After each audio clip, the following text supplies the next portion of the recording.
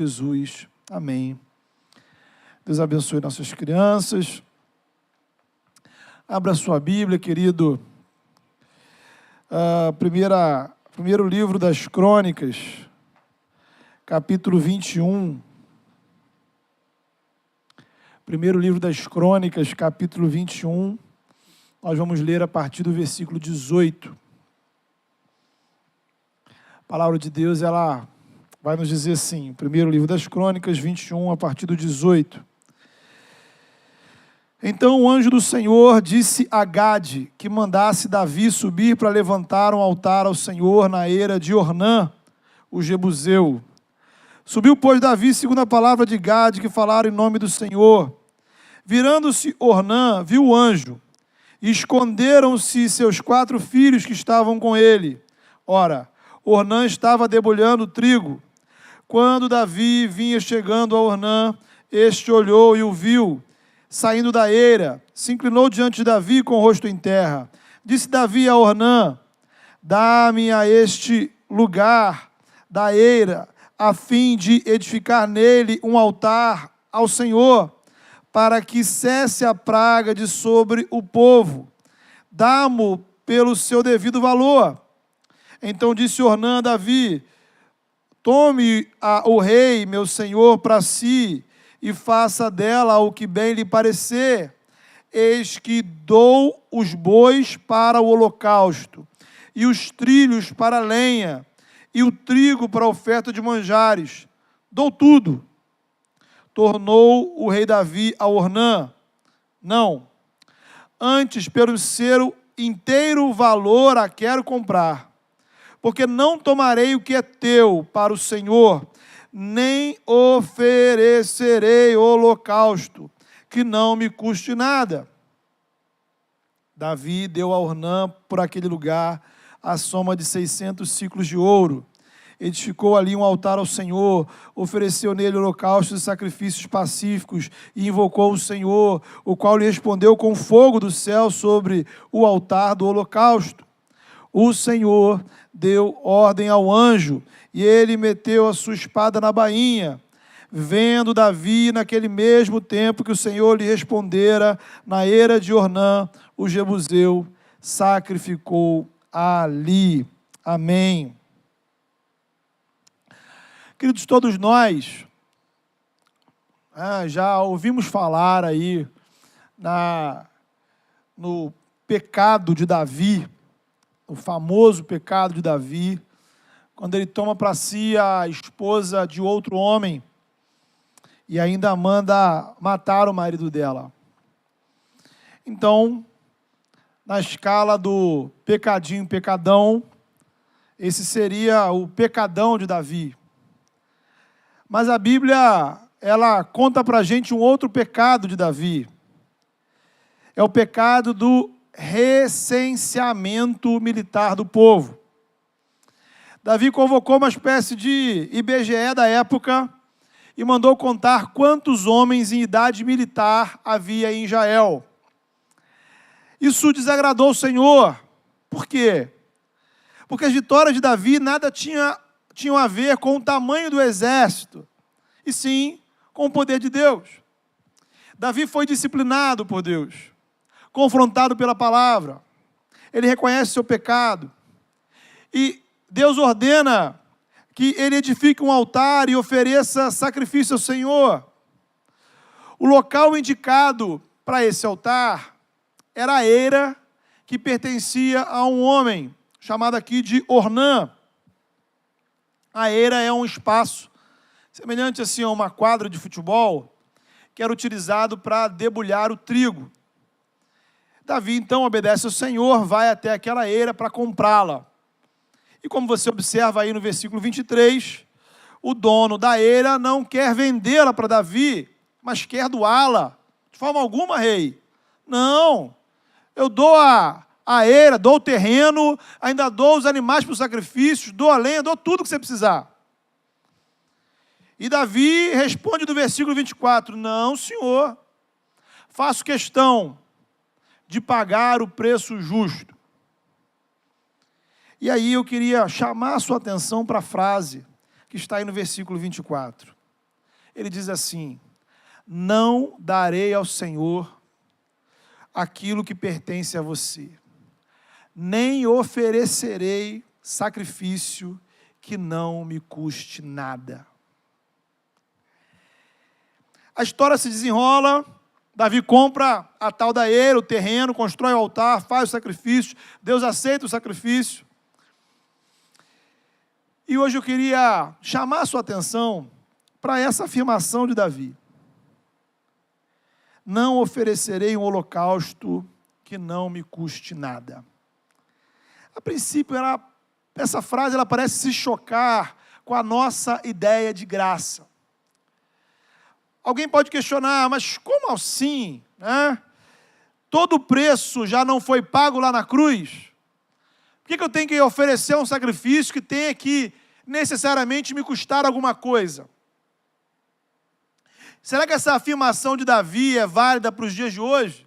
Será que ela é uma coisa lá do Antigo Testamento? E a gente pensa no significado da doutrina da graça. De uns tempos para cá, a palavra graça virou moda entre os evangélicos, né? Todo mundo, todo dia fala da graça. Tem música da graça, pregação com a graça, igreja com a graça. E a ironia é que a gente usa, fala, mas às vezes a gente não entende e sequer nem mesmo acredita na doutrina da graça. É como uma pessoa que diz assim: eu matei por amor. Ora, um sentimento que leva você a matar alguém dificilmente pode ser qualificado como amor, não é verdade? Da mesma forma, é muito fácil você perceber que, embora as pessoas falem, cantem, preguem a graça, a espiritualidade vivida por elas nada tem a ver com a graça. Infelizmente, o cristianismo tem muitas instituições e líderes promovendo uma religiosidade desprovida de graça, ainda que a palavra graça esteja presente nas doutrinas da igreja. Então, existem muitos mal-entendidos acerca da graça. Todo mundo fala dela, mas ninguém explica. Todo mundo diz que acredita, mas na prática vive-se uma vida que contradiz a graça. E para piorar, às vezes nós usamos o conceito da graça de forma equivocada. Isto é, a graça como justificativa para uma vida cristã sem compromisso, sem santificação. E é esse ponto que eu vou destacar. Então, nessa noite eu queria fazer com você assim, um apanhado dos equívocos, dos mal-entendidos acerca da graça. Concepções equivocadas a respeito desta doutrina tão preciosa na palavra de Deus. Então, o primeiro equívoco, ele é, digamos assim, o mais simples de identificar, é a ausência da graça. É uma espiritualidade em que a salvação, ou uma espiritualidade proposta em que a salvação depende inteiramente de você. É o caminho que muitas religiões propõem. Você precisa fazer uma série de coisas para poder se conectar com Deus e entrar em contato com o mundo espiritual. Então, uma religião sem graça, ela vai enfatizar o caminho que você, enquanto ser humano, precisa percorrer para conquistar a salvação. O Evangelho, note bem, é o inverso disso. O contrário disso. É o caminho que Deus percorreu para vir ao nosso encontro.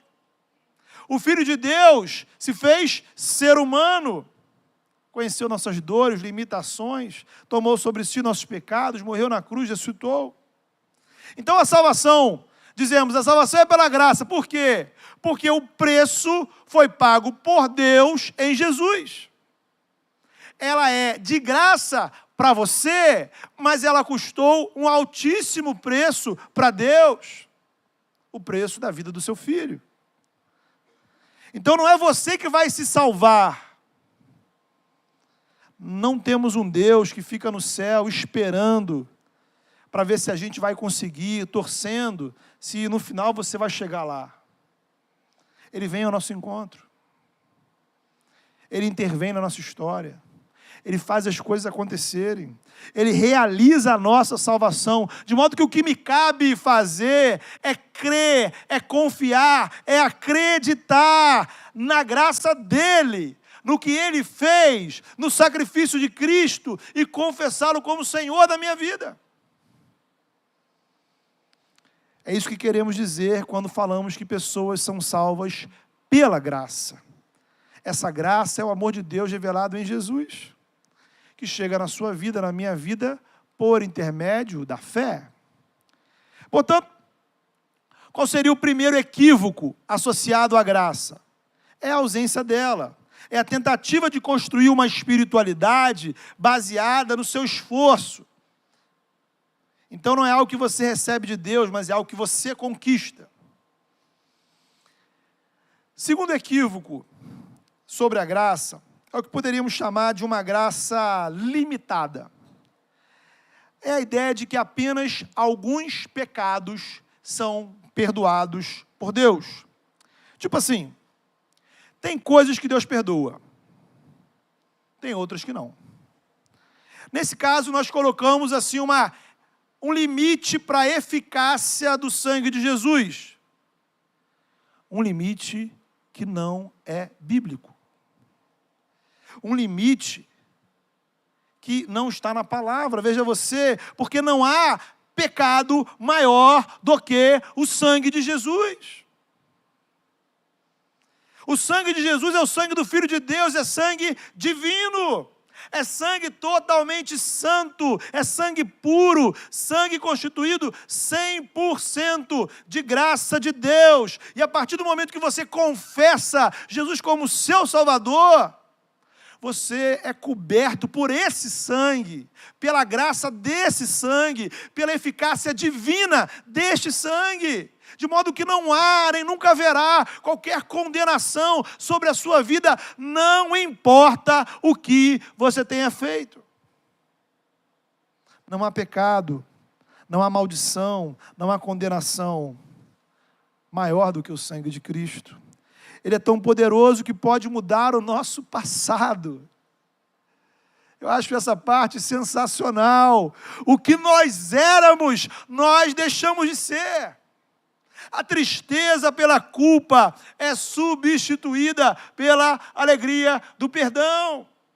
O medo da condenação é trocado pela paz de sermos acolhidos como filho, de forma que qualquer limitação que eu coloque ao alcance da graça de Deus está fora do Evangelho. Aí você vem com aquela pergunta, né? Mas qualquer pessoa, pastor, pode ser perdoada pelo sangue de Jesus? Até aquela que fez isso. Até aquela que fez isso comigo. Qualquer pessoa. Não importa quem ela seja, o que ela tenha feito. Há perdão para todos os seres humanos em Jesus Cristo. Inclusive para você. Inclusive para você. Esse perdão é automático? De forma alguma. Todo pecador, para se apropriar dos benefícios desse perdão, precisa reconhecer o seu pecado. Aí é o arrependimento. Reconhecer Cristo como a justiça de Deus para a sua vida. Inclusive reconhecer e assumir as consequências dos seus erros. Crendo no coração e confessando com a boca que Jesus é Senhor. Então essa pessoa, seja ela quem for, e ainda que nesta vida ela tenha que sim ser responsabilizada pelos seus erros, pelos seus atos, ela recebe do céu perdão completo, irrestrito, permanente e eterno para todos os seus pecados.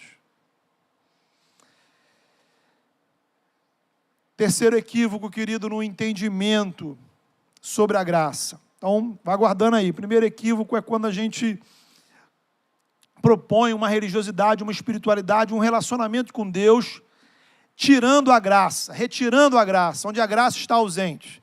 Segundo equívoco é quando a gente pensa que Deus é bom para perdoar alguns pecados, mas alguns outros não, né? Alguns estão fora, existem algumas exceções. Terceiro equívoco é o que nós poderíamos dizer que é a graça que serve para a salvação, mas não serve para as bênçãos. Vou explicar. Praticamente, toda a igreja evangélica vai dizer que você precisa acreditar em Jesus para ser salvo. Né? E aí, até aí, está tudo certo. Só que elas também vão dizer, algumas delas pelo menos, que se você não fizer por onde, você poderá não ser abençoado. Então, você precisa de atos de obediência para merecer as bênçãos de Deus. Isso leva, ou traz implícito, uma lógica religiosa, onde eu preciso fazer para receber. Se eu não faço, eu não recebo. A coisa vai ficando séria, porque algumas instituições vão estabelecendo preço religioso para algumas bênçãos, né? Assim como você vai no mercado, lá tem um preço do tomate, do arroz, do feijão, da carne, tem o preço certo religioso para determinada bênção. Então, bênção X, tantas horas de oração. Bênção Y, participar do culto todos os domingos, tantos meses seguidos. Bênção Z, 7 semanas de oração e jejum. Bênção N, ofertar metade do seu salário à igreja. Então, essa lógica, ela existe tanto dentro das igrejas, quanto em outras religiões. Então, todo mundo acha, né? É difícil você encontrar alguém, é difícil, assim, você encontrar alguém que fala assim, eu vou para o inferno, né? Então, até o incrédulo acha que, de alguma forma, ele vai ser salvo. Todo mundo é filho de Deus. Mas, na hora de ser abençoado, a gente pensa assim, bem, para eu receber prosperidade, há um ritual específico. Tá? Para eu abençoar ali meu casamento, salvar meu casamento, né? Outro. Pessoas doentes, né? Aí é outro ritual, né?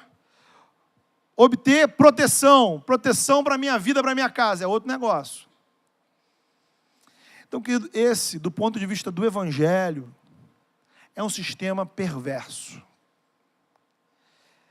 Que às vezes vai dizer que se você não é abençoado, a culpa é sua. Esse é o resultado. Ora, das duas, uma. Ou você se orgulha, porque você fez por onde? Ah, eu conquistei a minha bênção. Eu fui lá, eu fiz. E Deus olhou e disse, ah, não. Né? Como é que Deus ia deixar de me abençoar depois que eu fiz tudo isso? Então, ou você se enche de orgulho, ou você se frustra. Porque você é um miserável, coitado. Você está fora. Você não alcança aquele padrão. Você deixou a desejar. Querido, nada disso é evangelho. Nada disso é evangelho. Servimos a um Deus que nos ama e conhece as nossas necessidades. O Deus revelado em Jesus é um Deus doador. Ele não só doa bênçãos, Ele doa o seu Filho. Então Deus não é um comerciante de bênçãos. O nosso Deus, o Deus revelado em Jesus, não fica barganhando a nossa obediência. A gente não precisa ficar tentando convencer Deus a nos abençoar. O Deus revelado em Jesus não é o Papai Noel que só vai dar presente para quem tiver bom comportamento. Precisamos amadurecer em relação à nossa fé. Em primeiro lugar, ora, se fôssemos levar, né, as últimas consequências, a justiça e a santidade de Deus estão em um nível muito acima do que qualquer um de nós pode alcançar. Quem pode dizer assim, pô, chegar para Deus, bater no peito, não, Deus, olha, eu aqui cumpri sua lei todinha. Então a justiça de Deus, do Criador, do Deus Santo, Santo, Santo, ela é inalcançável para nós. Por outro lado, o nosso Deus tem prazer em nos abençoar. Ele tem prazer, alegria em nos abençoar. Estamos cercados de bênçãos e não merecemos nenhuma delas. Como diz o antigo hino, né? Você conta as bênçãos, tenta dizer elas todas de uma vez. E aí, na medida que você não vai conseguir, você vai perceber, surpreso, o quanto Deus já fez. Deus sempre faz mais pela sua vida do que você percebe. Guarda isso no seu coração. Deus está fazendo mais pela sua vida do que você se dá conta. Mais do que você é capaz de agradecer. Mais do que a sua alegria é capaz de expressar. Não temos tudo o que queremos. Por quê? Porque vivemos num mundo limitado, afetado pelo pecado. Enquanto vivemos nessa terra, queridos, conviveremos com injustiças, maldades, doenças, frustrações, perdas, dores, com a própria morte. Isso não significa que você está em pecado por isso, ou porque você não está obedecendo o suficiente ao Senhor, ou que você deu alguma brecha para o diabo atuar na sua vida, de forma alguma. Temos problemas porque habitamos um mundo problemático. Um mundo alienado de Deus, um mundo que é Babilônia por todos os lados. Um mundo em que, como disse Jesus, teremos aflições. Um mundo em que também, disse Jesus, teremos fome e sede de justiça. Nossa fé, esperança, expectativa é o grande dia em que a justiça de Deus triunfará sobre as injustiças desse mundo. Os céus e a terra se unirão em uma só realidade. O Criador vem habitar conosco e todas as antigas coisas passarão. Mas até lá, louvado seja Deus por isso, até lá, apesar de toda a maldade que nos cerca, de toda a opressão, ainda assim, Deus nos dá a graça de desfrutarmos pequenas maravilhas em nossa vida. São aperitivos da graça, são aperitivos da glória. Coisas pequenas que nos enchem de alegria e que não são merecimento nosso. Deus não te deve nada, Ele não é obrigado a dar nada a você, mas Ele tem prazer em te abençoar. E louvado seja o nome dEle, porque Ele tem te abençoado, ainda que você não perceba, não reconheça, não se alegre, não agradeça. Ele tem cercado a sua vida de bênçãos, bênçãos que você nem sequer se dá conta. Então, queridos, vimos até aqui 3 equívocos associados à graça. A ausência da graça. A graça limitada que só perdoa alguns pecados. E a graça que serve para a salvação, mas não serve para as bênçãos. Bem, existe um 4º e último equívoco, que tradicionalmente é chamado de graça barata. A questão é a seguinte: por um lado, veja você, a salvação, a nossa salvação, ela é garantida 100% pelo sacrifício de Jesus. Não é? Agora, por outro lado, veja você, não existe evangelho que não exige de nós sacrifícios. O grande detalhe é onde no evangelho bíblico você vai localizar os sacrifícios que você precisa fazer. Porque você precisa fazer alguns sacrifícios. Então, o que nós vimos hoje, até agora, é que, veja, eu não posso localizar o sacrifício como uma condição para a salvação, não. Não posso localizar o sacrifício como uma condição para ser abençoado, também não. Então, onde é que eu vou localizar esse sacrifício? No contexto do relacionamento com Deus neste mundo.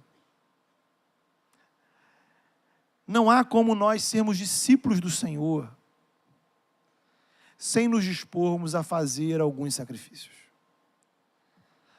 Veja, não para receber amor, porque já somos amados por Deus. Não para receber salvação, mas porque já somos salvos. Não para entrar no reino, mas porque já somos cidadãos do reino. Não para receber o Espírito Santo, porque Ele já nos deu o Espírito Santo. Não para ser abençoado, porque nós somos abençoados. Então, pastor, mas já afinal de contas, o que são exatamente esses sacrifícios? Algumas coisas, vamos lá. Sacrifícios, por definição, sempre é alguma coisa que eu ofereço para Deus em algum altar. Esse altar pode ser a igreja, pode ser sua casa, sua família, seu trabalho, sua escola, seu coração. Cada área da nossa vida, cada espaço é um altar, onde nós podemos oferecer a Deus nossa obediência, nossa adoração, nossa santificação, nosso serviço. O destinatário deste oferecimento sempre é o Senhor. Eu estou fazendo para Ele, mas o que eu oferto em sacrifício, note bem, não está limitado a um altar em um determinado templo ou espaço religioso. Toda a nossa vida é espaço de adoração. Toda a nossa vida é espaço onde se desenrola o nosso relacionamento com Deus. Portanto, cada área da sua vida precisa ser um altar dedicado ao Senhor. Outra característica do sacrifício é que, por definição, ele é algo que você renuncia em favor do Senhor. Sacrifícios sempre envolvem um custo pessoal, um custo individual. É isso que percebemos na atitude de Davi. E a gente percebe bem essa relação entre Antigo e Novo Testamento, note bem. É óbvio que a gente não vai ficar aqui mais sacrificando animais. Só que, quando a gente olha para o Antigo Testamento, a gente vai perceber que o sacrifício de animais era uma expressão da obediência ao Senhor. Não era a única, uma delas. A partir do Novo Testamento, não precisamos mais oferecer animais, ok? Você sabe disso. Mas continuamos a necessitar obedecer a Deus. A pergunta é, como é que você expressa esta obediência? É aí que é a questão. É aí que a gente descobre que se você seguir a Jesus, haverá momentos em que você vai precisar fazer alguns sacrifícios. Abrir mão de algumas coisas. Assumir alguns custos. Disse Jesus, quem quiser ser meu discípulo, tome a sua cruz. Negue-se a si mesmo e siga-me. Sabe, o entendimento equivocado da graça nos faz achar que o Evangelho é sobre apenas recebermos de Deus. Essa é a tal da graça barata. O que é a graça barata? Né? É a graça que diz, que te oferece um Deus que apenas te abençoa. E essa graça é barata porque ela é falsa, falsificada. Não é a verdadeira graça revelada no Evangelho. É a graça que promete salvação, promete bênçãos, mas que não desafia você a uma mudança de vida. É a comunhão com Deus sem custos. É o céu sem a cruz. É a salvação sem santificação, sem serviço. Queremos o que Deus dá, mas não queremos o que Deus pede. Queremos o Deus que nos salva, mas não queremos o Deus que pede obediência. Queremos ser filhos de Deus, mas não queremos ser servos. Queremos o céu, mas não queremos a igreja. Só que isso não é evangelho. O evangelho desafia a obediência, ao serviço, ao testemunho, a mudança de vida, a santificação. Alguns exemplos práticos. Santificação envolve você sacrificar o seu orgulho, dizer não à sua vaidade, dizer não a alguns desejos do seu corpo, dizer não a algumas vantagens que lhe são oferecidas. Quantos sacrifícios você precisa fazer para dar um bom testemunho no seu trabalho, na sua escola, na sua casa? Quantos sacrifícios precisamos fazer para investir na evangelização de alguém? Qual é o custo de a gente liberar perdão? Toda pessoa que perdoa paga o preço. Deus perdoou. E o preço do perdão foi o sacrifício do seu filho. Há custos. Qual o custo de você sair da sua casa para cultuar o Senhor aqui? Qual é o custo de você parar o que está fazendo para estar adorando o Senhor na sua casa, de verdade? Quantas coisas você talvez sacrificou para estar aqui hoje? Qual o custo de você ser dizimista, ofertante na igreja? Quantos sacrifícios estão envolvidos para servirmos ao Senhor em times e ministérios da igreja? Irmãos, não inventaram ainda uma forma da gente servir ao Senhor na igreja sem se sacrificar. Quantos sacrifícios estão envolvidos para a gente andar em comunhão uns com os outros? Será que esses sacrifícios valem a pena? Meu irmão, repreenda na sua mente todo pensamento contrário, todo sacrifício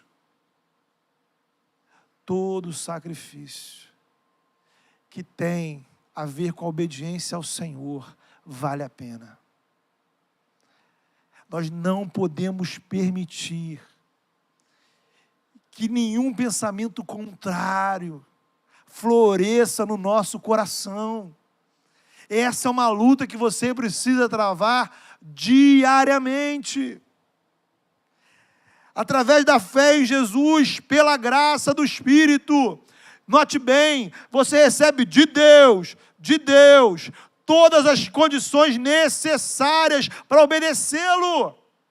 Veja só, não há nada que Deus peça de você que antes Ele não tenha te dado. Não há nada que Deus chame você a fazê-lo que antes Ele não tenha te dado condições. Então, se o Senhor nos chama a obedecê-lo, Ele nos dá a condição para fazê-lo. A graça de Deus é tão sensacional que ela nos capacita espiritualmente a oferecer sacrifícios ao Senhor. Como Davi respondeu aqui, queridos, nós não somos chamados a oferecer para Deus aquilo que Deus colocou na vida do outro. Eu não posso dizer que é sacrifício quando eu pego o que é seu para dar ao Senhor. O sacrifício é sempre pessoal, o custo é pessoal, seja ele emocional, de tempo, físico, financeiro, espiritual, o que for, mas ele é seu. Não cabe aqui a gente ficar calculando, mensurando, avaliando quem vai sacrificar mais. Isso é bobagem. Mas é seu o custo. Os custos do relacionamento com Deus, eles são descontados do que o próprio Deus coloca na sua vida. A vida do reino tem custos, sim. Não existem atalhos para isso. A vida no reino requer renúncia. Você precisa abrir mão de alguma coisa. Não se vive no reino sem nunca se abrir mão de nada. A mudança de vida não é uma condição para a salvação. A condição é a fé em Jesus. Mas essa mudança é consequência. A fé que não se expressa em obras, ela é morta. Uma fé, uma coisa morta é uma coisa que não existe. Ou seja, uma fé sem obras é uma fé inexistente, vazia. E obras de obediência ao Senhor envolvem sacrifícios. Obedecer a Deus é dizer não a si mesmo, não ao mundo, não ao pecado, e ao mesmo tempo dizer sim ao reino. Note, a sociedade também pede a você sacrifícios. Né? Então, certamente, em algum contexto não religioso que você convive, na sua escola, no seu trabalho, o seu chefe, uma reunião de treinamento, enfim, em algum lugar, né? Ou mesmo indo no médico, enfim, em algum lugar não religioso que você passou, alguém falou assim, você precisa fazer algum sacrifício. E qual é o contexto, né? E a tristeza disso? É que dependendo do que vamos ganhar, estamos dispostos a sacrificar. Mas o destinatário desse sacrifício é quem? Você. O seu bem-estar, a sua vantagem. E aí, conforme o que estiver em jogo, você sacrifica sim, seu tempo, sua saúde, sua família, seu dinheiro e às vezes, inclusive, a sua vida com Deus. É por isso que o tal do sacrifício em troca das bênçãos faz sucesso. Quem não conhece a graça, sacrifica para tentar ser abençoado. O problema é você que conhece a graça. Você já é salvo, você já foi abençoado. Aí você pensa assim, bem, para que eu vou me sacrificar? Né? Não tem necessidade. Vivemos, infelizmente, queridos, um evangelho gourmetizado, que gosta de quando Jesus falou que o fardo é leve, mas não entende que Jesus também falou que os discípulos dele deveriam jejuar e orar, que deveriam perdoar 70 vezes 7, que deveriam buscar o reino de Deus em primeiro lugar, que deveriam se dispor a lavar os pés uns dos outros. Esse Jesus, assim, tranquilão, não parece muito Jesus que passava a noite em oração, horas ensinando a palavra, que colocou a agenda do reino acima da sua agenda pessoal, que caminhou com firmeza em direção à cruz.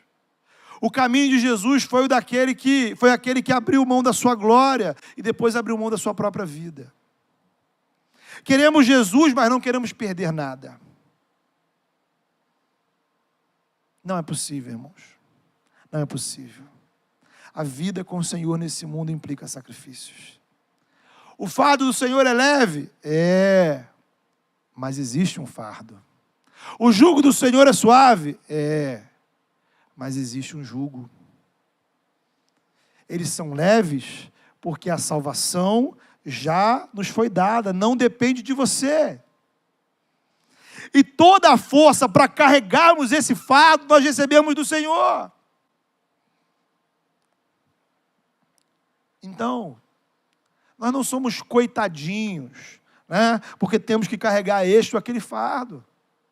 Não, somos mais que vencedores, porque temos o privilégio de servir ao Senhor com a nossa vida, de lutarmos a luta do reino de Deus, abrir mão de algumas coisas sim, dizer não para outras,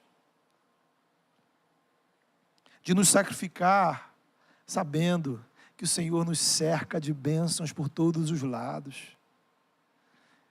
E isso não depende do meu esforço, não depende do meu desempenho. Sacrificar-se para servir a Deus, queridos, não faz de você menor, não acredite nisso. Isso é um pensamento realmente maligno, não provém do Senhor, é uma mentalidade mundana. Sacrificar-se para servir ao Senhor não faz de você menor, inferior. Com a motivação correta, os sacrifícios colocam você no mesmo lugar que Jesus. E é esse lugar que você precisa estar. O lugar daqueles que são filhos e são servos. É essa pergunta que eu gostaria de fazer para você. Que tipo de filho você é? Os mimados? Os desobedientes? Os pirracentos? Os preguiçosos ou aqueles que honram o Pai porque são amados por Ele? Que tipo de filho você é? O Evangelho nos faz perder, sim. Envolve esforço, sim, esforço físico, mental, emocional, espiritual, financeiro, familiar, de tempo. Perdemos algumas coisas, sim, porque o que ganhamos é infinitamente maior, é incomparável, é mais do que você possa pedir ou pensar. Então não faz conta, irmão. Não faça conta. Porque o que você dá para Deus, em qualquer nível, em qualquer área, sempre será inferior, infimamente inferior ao que Deus dá para você. Para de fazer esse cálculo medíocre. Para de fazer essa cara de coitado, de sofrimento. Você já foi salvo, já é abençoado. Você quer mais o quê?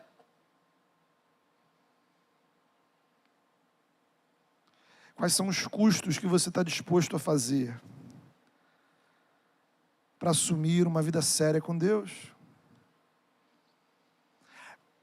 Quais são os sacrifícios que você precisa fazer, mas não está fazendo, para honrar o Senhor na sua vida? Quais são as coisas que te custam, que possuem algum valor, mas que você precisa oferecer no altar da adoração ao Senhor? Não é para mim, irmãos, é para o Senhor, não é para a igreja, é para o Senhor. Então eu queria que você orasse nessa hora e fizesse uma oração assim muito sincera ao Senhor. Ao longo da minha vida, muitas e muitas e muitas vezes, eu enfrentei esse mesmo dilema. Por quê? Porque ainda estamos nesse mundo, então o nosso corpo pecador, a nossa mente pecadora, não quer perder. A gente não quer abrir mão de nada, a gente quer apenas a lógica do ganhar.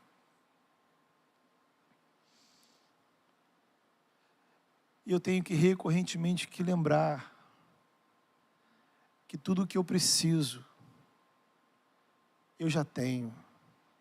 Que eu já sou amado pelo Senhor. E que abrir mão para Ele não me faz menor, mas me coloca no lugar que eu devo estar, que é o lugar de servo. Que tipo de filho eu sou? Às vezes você é desafiado pelo Senhor e talvez há uma luta na sua vida, no seu coração, na sua alma. Lutas de coisas que você precisa renunciar, abrir mão. E você fica fazendo essa conta, não quero abrir mão disso. Não quero renunciar a isso. Não quero deixar isso de lado. Não quero me dispor a isso. Não quero ter que passar por isso. Será que isso é evangelho, meu querido? Será que isso é o evangelho? Então, coloque esse custo diante do Senhor. Diga ao Senhor em oração. Diga as palavras. Diga, Senhor, eu preciso apresentar isso ao Senhor e é difícil para mim. Ele já sabe, mas fale. Lembre, em Cristo, Deus já pagou o preço da sua salvação. Ele te ama independentemente da sua obediência. Ele te abençoa. Ele perdoa todos os seus pecados. Não há pecado maior que o sangue de Jesus.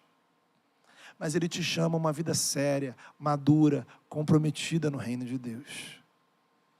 É preciso dar um passo de maturidade, de aprofundamento espiritual. Feche seus olhos. Fale com o Senhor nessa hora. Deus amado, nós estamos diante do Senhor. Pai, te louvamos, ó Pai, porque o Senhor nos entregou o teu Filho. Ó Pai, que amor é esse? Ó Pai, teu amor nos constrange, Senhor, porque ele é além do que a gente pode pensar, calcular.